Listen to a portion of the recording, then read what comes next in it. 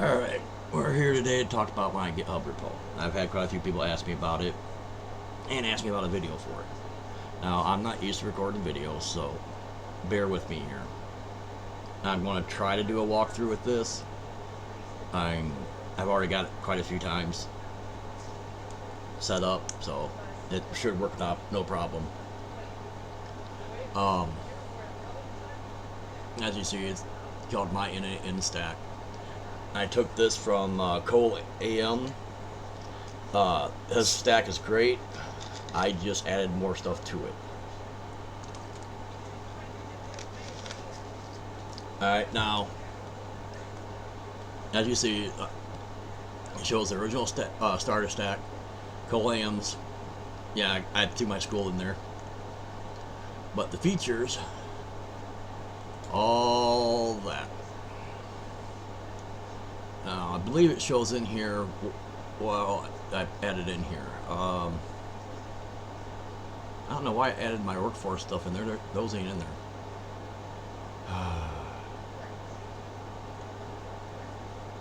So I gotta fix that part. But quick start on how to get it done. I use this one. But if you use AMD, use that one. Don't want to use GPU, use that one. Or if you're on Mac or Apple, you use this one. When you use this, it'll just stop everything. Now to give you an idea here, I'll show you my Docker stack.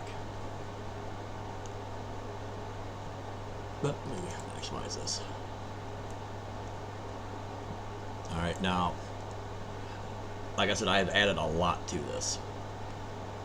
I had Watchtower, which automatically updates all the containers, so you don't have to worry about manually updating or making workflows to auto-update or anything like that. It's built right into it. Node exporter, that is something different. That's an add-on for my business part. Got the Cloudflared in there. That way you guys can actually literally just make your account on Cloudflare, go to the dashboard, get your Cloudflare API key, which I'll show you how to get that, and then you just put the API key, or whatever key they call it, into the EMB file. Then I added in Prometheus and Grafana. I just added in. It took me 3 days to get it added in correctly. I had to do a lot of extras, which is all these exporters. That's because of Grafana and Prometheus. I had to add all that in there. That reminds me, I got to update GitHub with those pages. I updated the Docker Compose, but I forgot to update. There's like 3 or 4 more files I have to update. So I'll get to that probably by the time this video is done. I added a web app Apache that does Apache and PHP, so you can build your own websites and everything. Just give you an example. Which one is it? Here we go. This is one of the sites I built that's running off my own system. That's my Cloudflare address. This is a workforce dashboard, or as I call it, the workforce manager. I've been working on this for about a month and a half now.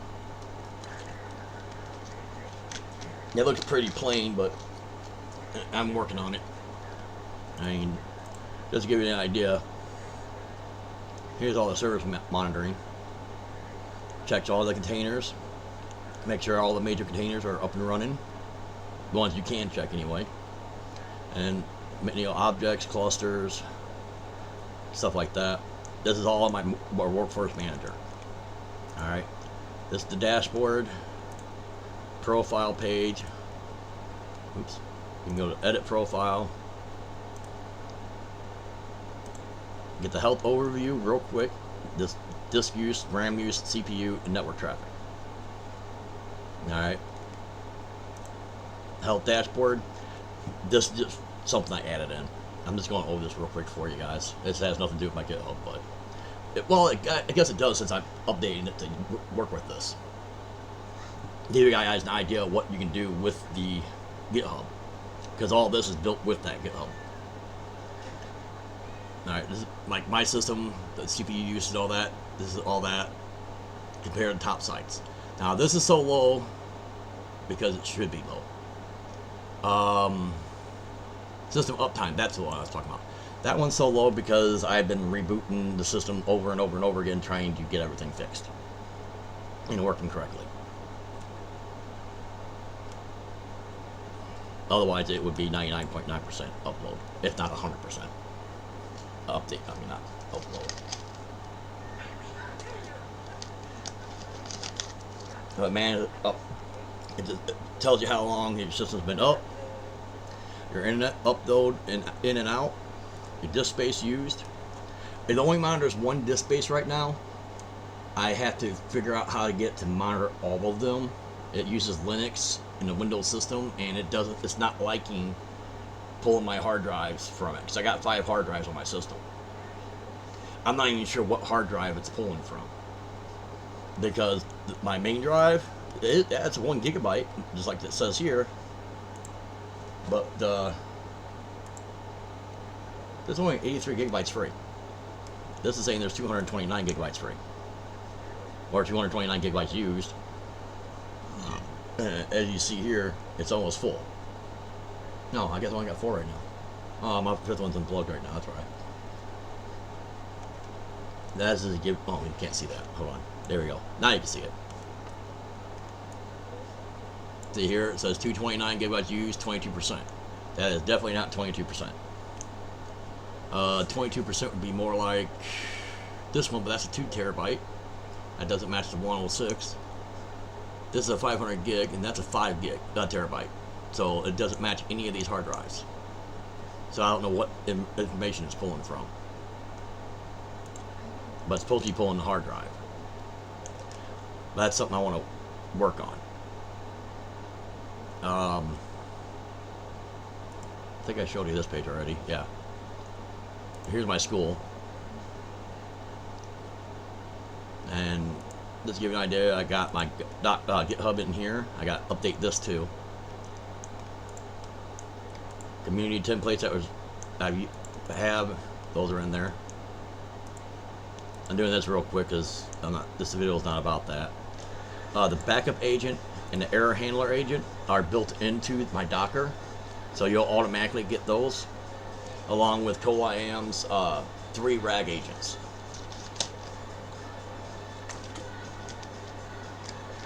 I keep seeing people posting like ultimate personal assistants. Well, this is my version. I don't know if I have a picture of it on here. No, I don't. I'll just pull it up real quick. But it's on here too. Wrong one. There we go. Main assistant. This is my assistant. I've added, this is for receipts right here, to grab live receipts. This is to do commands going to the workforce manager that I'm building. Other than that, it does, let me pull up here. It does pictures, like if you, no, that's audio, so that's audio files, so for transcribe audio and video. That does the text to speech.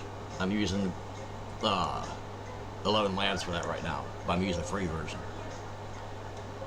The photos go up here to the receipt, and then the text goes straight through the user graph. I'm using Zep memory for memory on it. That way it has a graph database for the memory. It's a hell of a lot better than regular databases. I don't know why they're removing the Zep nodes from n8n. I haven't figured that out why. I have it all set up to work with Telegram. Like, this is my clock in, clock out one. It goes straight to that workflow. Which, I don't need to say that. Goes to here. I got a health monitor, workforce manager. I got a few more projects going on too. But back to the main thing here. Alright, these are the main ones you have to change in the ENV. There are others. I don't remember offhand which ones are mandatory. But this is all the different ones you'll have.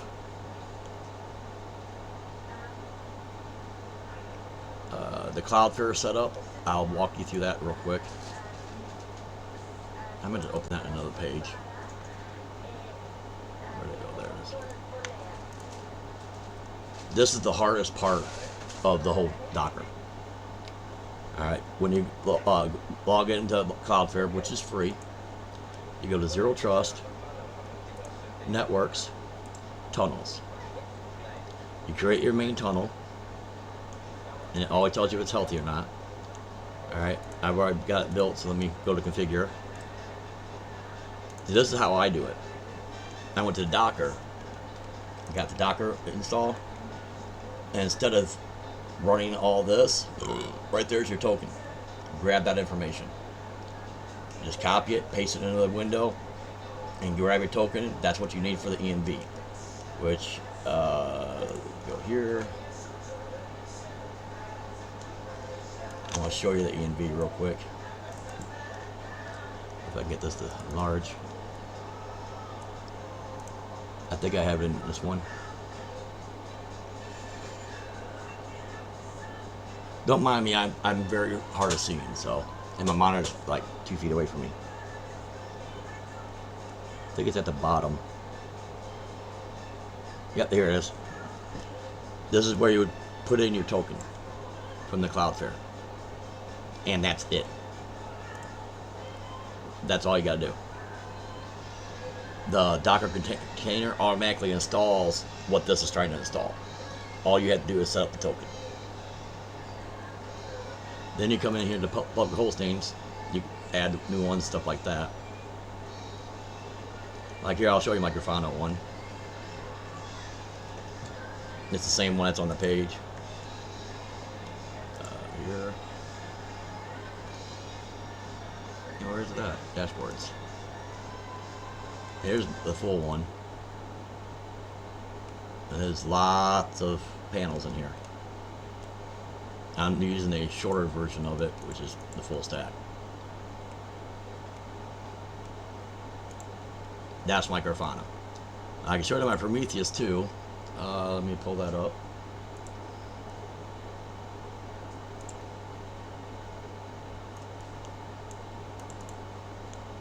Let me get rid of that. This shows you all the containers that's up and or down. As you see, all of mine are up. And as you see, there's quite a few of them. Now, you don't have to actually use everything I have in there. And as you see, I don't have everything built into this. I don't even use the chat one anymore because I'm not connecting it to my AI. I can.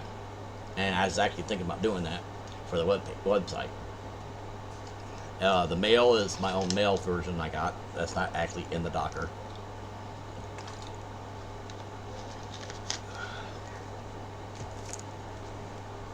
Sorry about that. Go back over here.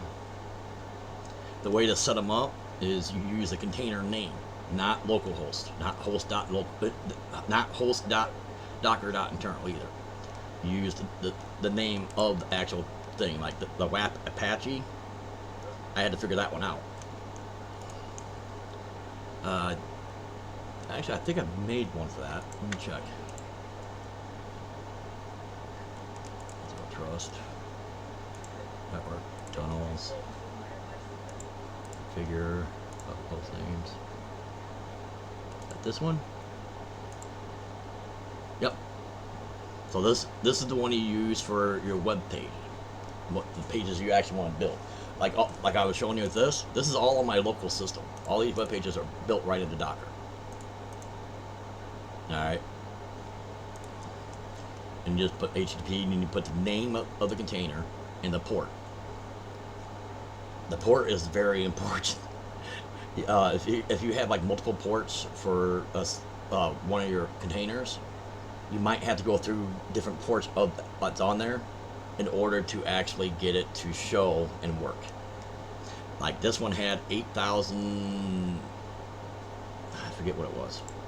Let me see here. 885 and 80. Well, I tried 885, it would not connect. I had to do the 80.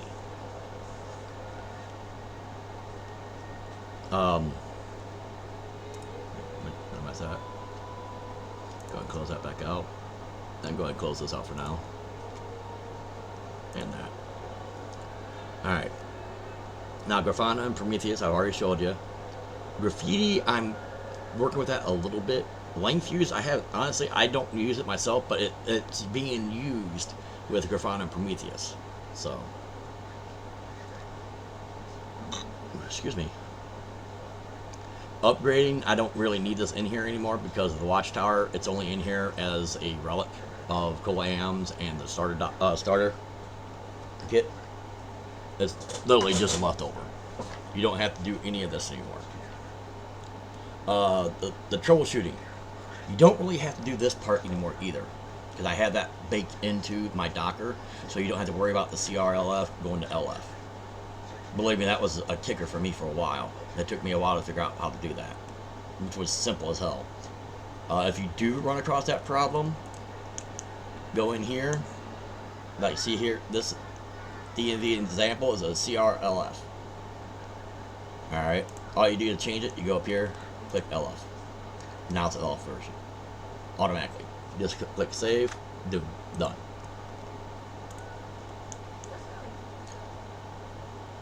If it keeps restarting, this is only if you're not on Windows.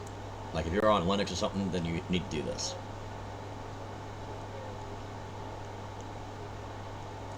This should already be enabled when you install Docker, but if it's not, enable that. That gives you Ollama gives you problems. I've never had this problem with this. Never had that problem. This I've had a lot of problems with, and it took me a while to get it fixed. But as far as I know, right now it works. I do have a lot of files I need to update. Let's see here. As you see, there's no WW folder.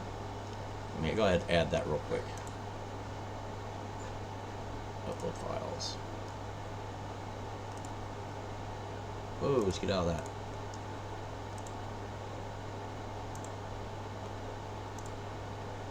I'm actually using my test one as my main one right now. My original main one is this one right here. But I've renamed it and everything, so now it's here. But I have to get the www folder over there. Don't need all the files that's inside of it, but I do need that. I need to add in... Damn, I can't see the screen. Let's see, where's it at? I gotta add in the Docker file, because I changed it. The Prometheus, Postgres exporter, the Neo4j conf, the JMX config. I gotta add all those in here. Let's see if I can multi-add real quick.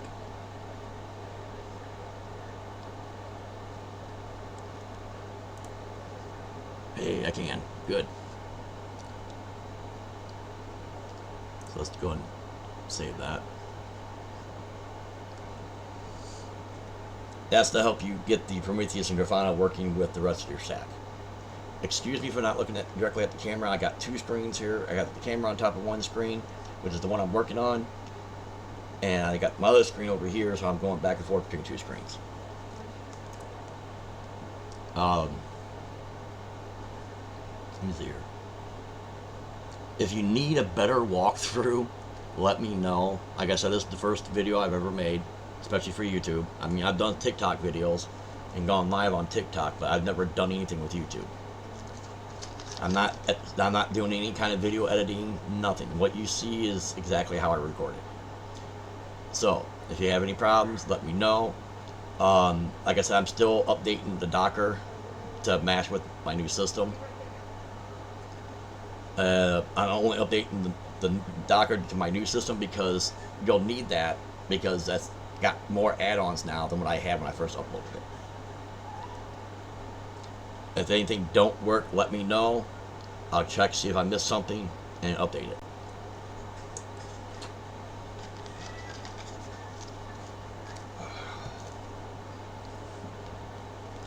that's it for this video. If you like, subscribe, follow, join my school. It's only $5 a month. I'm not charging an outrageous fee. I will not be posting my Workforce Manager on there like I was going to. For the simple reason that is something proprietary that I'm making.